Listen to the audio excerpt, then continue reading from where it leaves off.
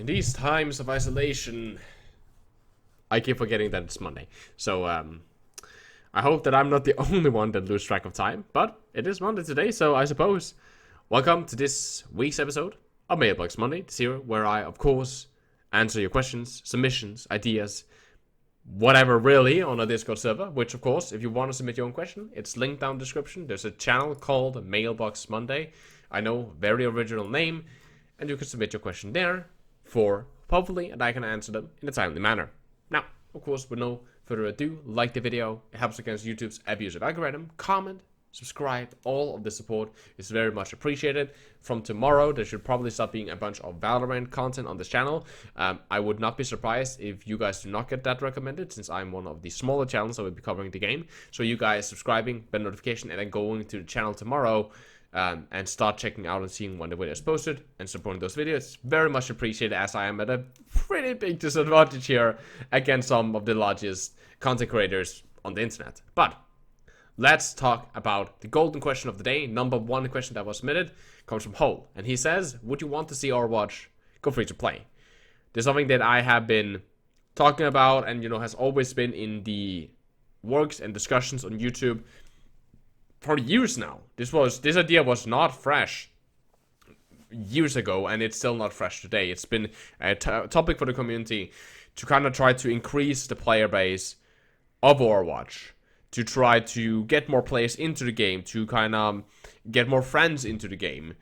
And I look upon it in two ways. Number one, it would have to be done in a way that does not enable hackers and cheaters to get easy access to accounts that would just get banned, and then, you just make a new account and you're back at it, right? Of course, grinding to level 25 can become a hassle, but outside of that, you can still start hacking in quick play games, and that can ruin a lot of the casual base experience.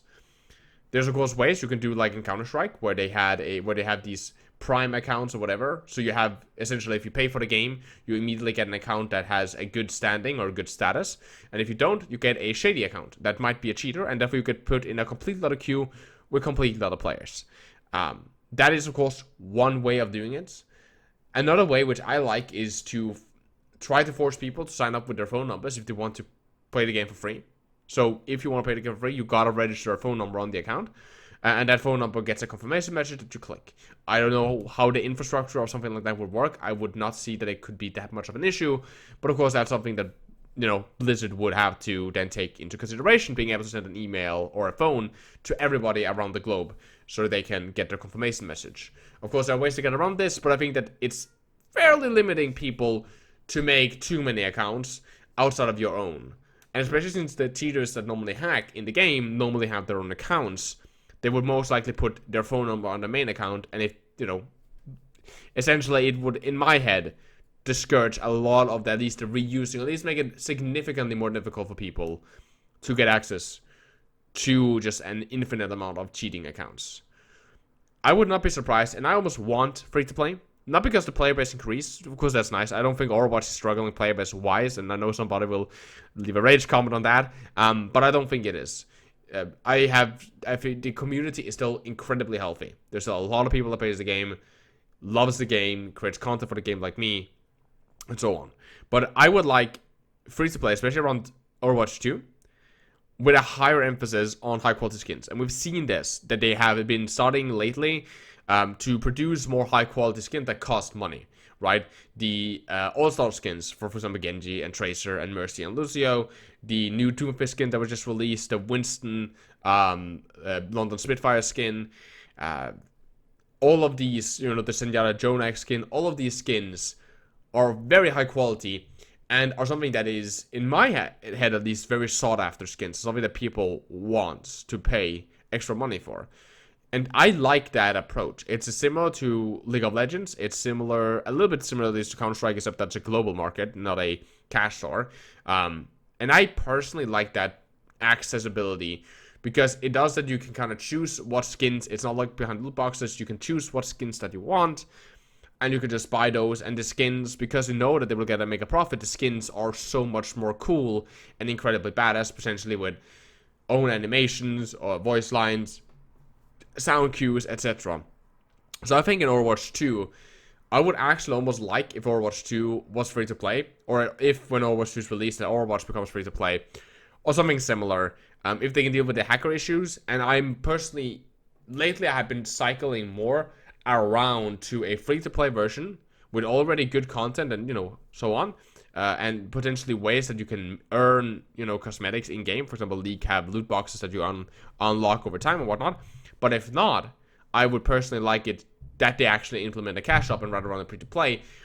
That way, I think it opens up for so many more players to come into the game and walk the game, and essentially the entry level for somebody that's new would be so much lower, and I think that it would be healthy while at the same time emphasize something that Overwatch have been struggling with in my head, and that is making skins in the same uniqueness or price range as League of Legends and Counter-Strike has with their skins. Now, right after that, Gamer Dude asks, do you think Overwatch will ever be crossplayed? I currently coach, I currently private coach 3 console players and 2 PC players on a more regular schedule, meaning they have purchased 5 sessions from me, a bundle of 5 sessions, and I kind of work with them over that 5-session period. Some of these are low elo, some of these are high elos, meaning I think one of them is a Grandmaster PC player, and another one is a Master PC player. A Master console player, and then I have a Platinum PC player, and I think the 2 other console players is Silver and Gold-ish, currently. Working with them to rank up. Overwatch on PC is a complete different beast than Overwatch on console. And I actually had this discussion yesterday with one of them that works a lot with consoles and how they operate and so on. And the thing is, just the movement in this game cannot be emulated in the same way on a console. Doing Genji flicks to wall climb, where you essentially flick to the side to do a very quick wall climb and then immediately flick back to continue shooting. So you do your wall climb animation, but it doesn't reduce your damage output, which is a technique that's used for higher elo Genji players, is not really in the same way possible on console due to the way that a PC works is its direct analog input. You move your mouse, you move exactly that much on the screen. Console is not just about a limit on the rotation because limited on the speed of the rotation of the sticks, but also that console are built on acceleration. So you move your stick and it kind of accelerates up and then deaccelerates back down again. Doing that, you can't flick in the same way that you can do on a PC. And therefore, I don't think that Overwatch with console players would be fair for the console players. It's not a game where I personally think that is a possibility because of how wide of a camera angle you need to play Overwatch competitively on a higher level. So I don't think that ever Overwatch will or should have crossplay, and it is unfair for Xbox and PS4 players to play with controllers to play against mouse and keyboard players. Does not mean that they can't compete against some of them, but if a mouse and keyboard player is put in a lobby against a console player, the console player is put at a disadvantage and needs to be so much better than the mouse and keyboard player to just beat him on an even playing field. Now, Hall asks, do you think the new replay sharing feature will benefit as coaches, such as you, or was still better, and why? And this is actually an issue that I have, because the replay system is really, really good, especially when I work with Grandmaster, Top 100, when I work with my contenders team. Getting the replay code from a scrim or from a one-on-one session or something similar, it helps me so much because, again, I can create larger overviews, I can see where the teams are positioning, all of that. The amount of information I gain is really, really good. However, on private coaching, it actually can sometimes a struggle. Only because how I like to private coach is have the VOD up open in a browser. And I want, like, for example, YouTube. So you send me your VOD to me, and I have it open in the browser. Then I have my Stat Banana, which is the map tool that I use, so that gives me an overall map. So I essentially get the entire map layout, and I can draw and drop tokens and kind of show you how map control works, and where you position or where you should be positioning. And then I have Overwatch open with a custom game that I sit in with the map on skirmish with no cooldowns, and then I can jump around and physically show him in game where I'm talking about he should be standing in his VOD. And I can show him techniques and so on. I can show him positions by me walking around. When I'm using a replay code, because I have the map tool open, and I have Overwatch open, but I'm in the replay. So if I need to show him something on the map, for example, if he's like, oh, but where should I be playing on King's Row?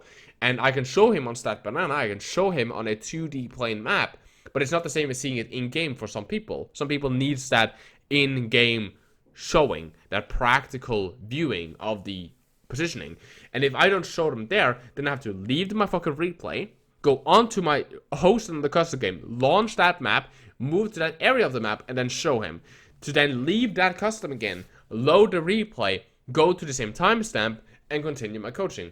And that downtime adds up, since I only sit with them for about an hour or an hour 20 minutes.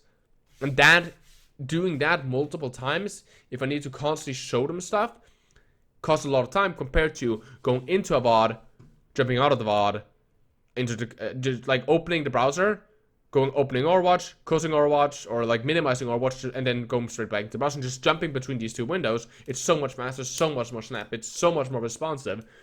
And that's something that I've been struggling with a little bit actually when I've been coaching. I have found a middle ground. I do show some stuff in third person perspective of the camera, and then I rather bundle up. So when I finally launch a custom game, I try to go over numerous points. So it's normally a little bit later in the session now. So I essentially just changed the pacing of the session. But it is something that I have had to kind of work with to go back to the same effectiveness while still being able to use the replay, because it's so much easier for my customers to use replay. And of course, always self-promotion. If you want to hire me as a private coach, doesn't matter if you bronze top 100, 50 euros for a 2-hour session, hit me up on the Discord server, link down in the description. Now, last question of the day. Sunaru asked, don't you think Genji is an outclass hero due to the amount of counters he have now? I'm beginning to one trick and it's frustrating to play. Love you, Jonal. Essentially, this is what I have to say. Genji is not an outclass hero in the current, depending on what hero bands are in.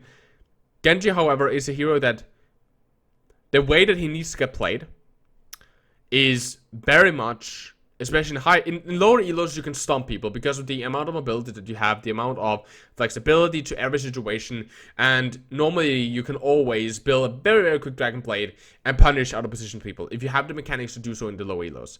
In the high elos, it starts to become more of a tricky problem because, as said, there are a lot of counters to him.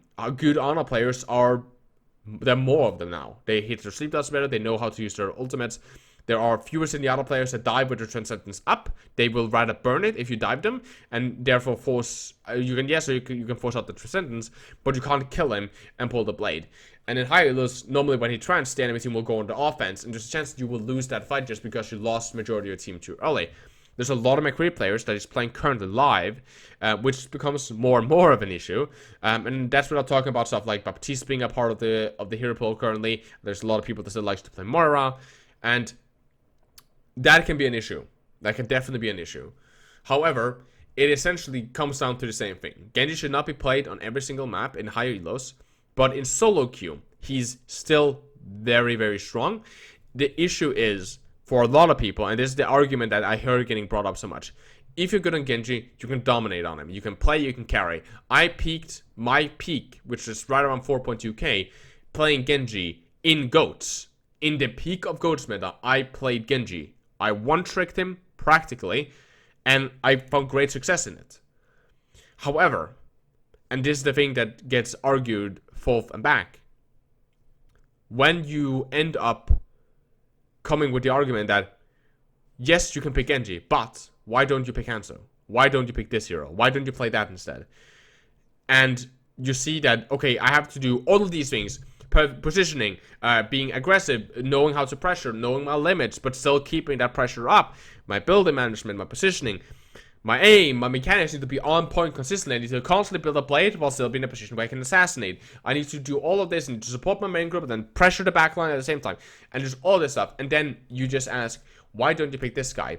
He deals 250 damage headshots, he has a rapid fire, a wall hack, and he can still control high grounds to a certain extent. And there's not all scenarios where that would be the perfect ideal, but when you see that, okay, if you play this hero instead, you pick McCree, you get all of this instead, why wouldn't you, when it's so much easier for you to carry by doing less, by having less requirements of what you need to do? And that is where the argument comes. And that's what I think. So no, I don't think Genji is outclassed. However, I do think that he still needs a tad bit of love, 2 damage increase, which I've talked about a billion times, that I want his shuriken damage to increase by 2. And I would very much like a change of the mindset in the community, because I think that a lot of the people that feel that Genji is outclassed are people that are outclassing themselves on Genji. He's not a perfect pick. He's not something that you can one-trick anymore, but I don't think that has been as much as the shift in the meta. Sometimes it is, but currently I don't think it's that much a part of the shift in the meta. I think it's the part that people have become better at this game. And over time, people have learned one thing, and that is especially to counter Genji. And there's been a lot of talk about him. He's a very popular hero, and it was a very popular hero. And the mentality of the community is that Genji is too weak, that he's a bad pick now. He's outclassed, and I think that is why a lot of people are struggling with him. Because when I private coach Genji players, they gain 300 SR in a week, 200 SR in 2 weeks. They gain a lot of SR. And when they come to me with their frustration, but I can't play against that, I struggle with this, and blah, blah, blah, blah, blah.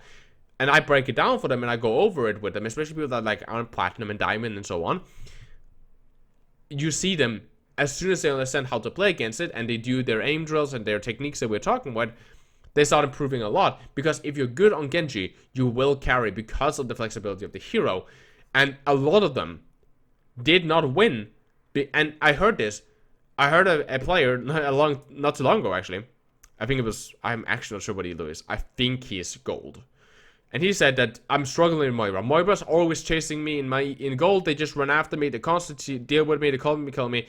And I watched the VOD, and the Moira's never engaged him. He always walked into a position where the Moira could just zap him. Like, he landed in, he jumped from a high ground, dropped from high ground straight down onto their Ana, while the Moira was next to Diana. The Moira was healing, but the Genji just dropped in front of him. And then, of course, the Moira starts shooting, and he blames that as the Moira focusing him, when it was his positioning that was the issue. The Moiras never touched him. Moira didn't play aggressive. The Moiras didn't try to zone him ever. But he has that mentality that Moiras are pieces of shit, and they hard counter my pick, and therefore I find it annoying that people play them. And he was essentially zoning himself mentally out. And I have seen this happen more and more and more. So that is my opinion on Genji. Currently, thank you guys for the question, the first, the last, everything in between.